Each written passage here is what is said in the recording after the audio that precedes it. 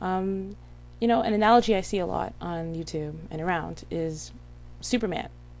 Superman, an American hero, is an alien. He's Kryptonian. But looky here, Kryptonians happen to be a race of aliens that look white. They look a hell of a lot like white people. You know, no one's casting Superman as an Asian guy, you know. They're casting Superman as a white guy. You know, if Superman was anything but white, I think it would be a little bit crazy and a little bit weird. No one's gonna say, oh, Superman's an alien, he can look like anything. No. He's a white guy. Then people will often rebuttal this. I've heard, oh, well, Dean Cain is Asian. Dean Cain played Superman.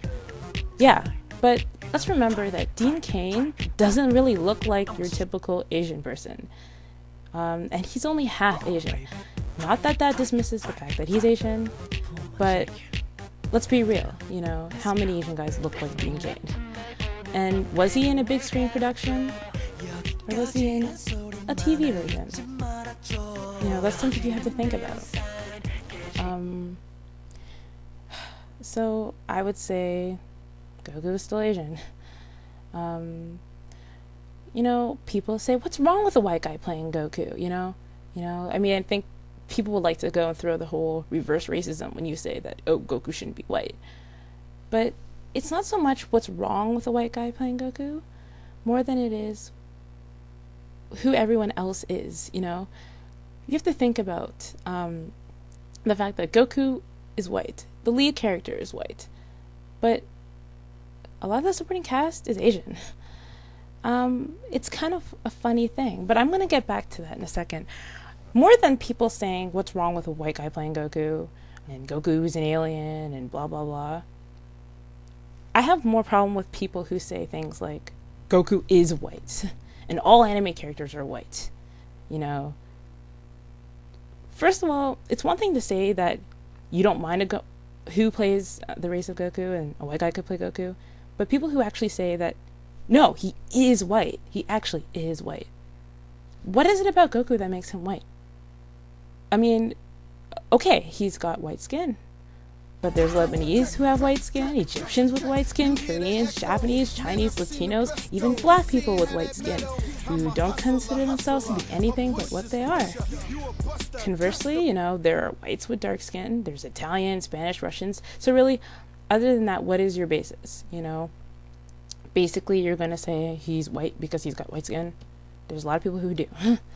And, you know, people also like to say he sounds like a white guy. He acts like a white guy. Excuse my language, but that's the biggest pile of crap I've ever heard. You know, if you're watching a dub that is voiced by a white guy, naturally he will sound like a white guy. So, that being said, watch the Japanese version. You'll see he hardly sounds like a guy at all, much less a white guy. So keep that in mind. You know, you're watching the dub.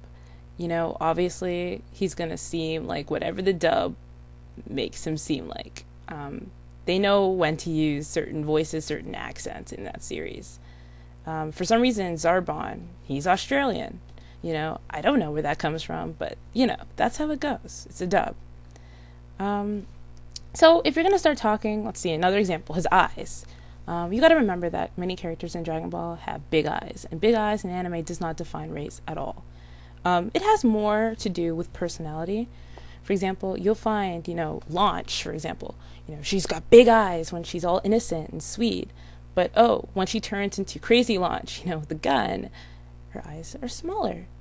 Did she just change race? No. You know, it has more to do with character trait, you know, characters that tend to be happier or young, you know, really excited females tend to have bigger eyes in anime. This is general. Characters that are more villainous, secretive, you know, change of personality, characters that are just, you know, maybe more traditionally Japanese, traditionally Asian in general, you know, might have smaller eyes. Or sometimes just some characters have small eyes and some characters don't.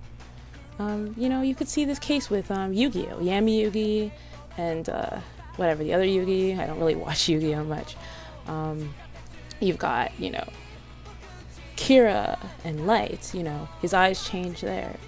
You know, it's often just has to do with personality more than anything. In the character trait. Or just, sometimes it just looks cuter to have characters with big eyes. When people like to talk about, for example, you know, the different hair color and the different eye color, you know, it's not that necessarily these characters are supposed to be Caucasian. It more has to do with the fact that you want to differentiate characters from other characters. You know, let's talk about Japan for a second here. You've got a country that's got a lot of conformity going on. You know, it's a homogeneous society. Most people have dark hair, dark eyes, you know, light to medium tan skin. You know, you've got people who tend to look very similar. You're going to animate that. You've got a pretty boring set of anime going on. I mean, there are some anime, you know, this is generally speaking. There are some anime that their characters are just look Asian. You know, an example of that would probably be Inuyasha. Most of the characters have black hair. You know, they look Japanese. With the exception of their big eyes, because apparently big eyes means they're Caucasian to some people. You know, it's just often just stylistic. So that's basically my rundown of anime. If you doubt me on that, I would compare this to maybe The Simpsons. You know, they're all yellow. They have big round eyes. Tell me where you see people that look like anybody in The Simpsons, really. Homer, have you seen someone that looked exactly like Homer to you? But guess what? They're all Caucasian, you know, despite having yellow skin and blue hair. And it's just art. That's all it is, you know, to make it look more interesting. So, you know, it has more to do with style than race. Now, not that I'm not saying that this applies to every single anime, because it does depend. You know, there are fantasy anime, there are cowboy western anime, there are different types of anime where, you know, sci-fi, thriller, where there are different ethnicities other than Japanese and other than Asian, definitely. And, you know, you'll know it. You'll know that they're foreign, they're not Asian. But let's remember that most of the time, that's what they are. And in the case of Dragon Ball, same thing applies. Keep in mind the majority of the main characters, based on their style of dress, their names, their mannerisms, I mean, it's pretty much Asian. Now, maybe it doesn't matter as much in the case of Bulma, because we can argue Bulma could be anything, really. But for the most part, I would say they're Asian. Now, if you're going to look at the character of, let's say, Ranfan, you know, there's an example right there. Ranfan, Dragon Ball Tournament Saga. You know, she's got large blue eyes, purple hair. I mean,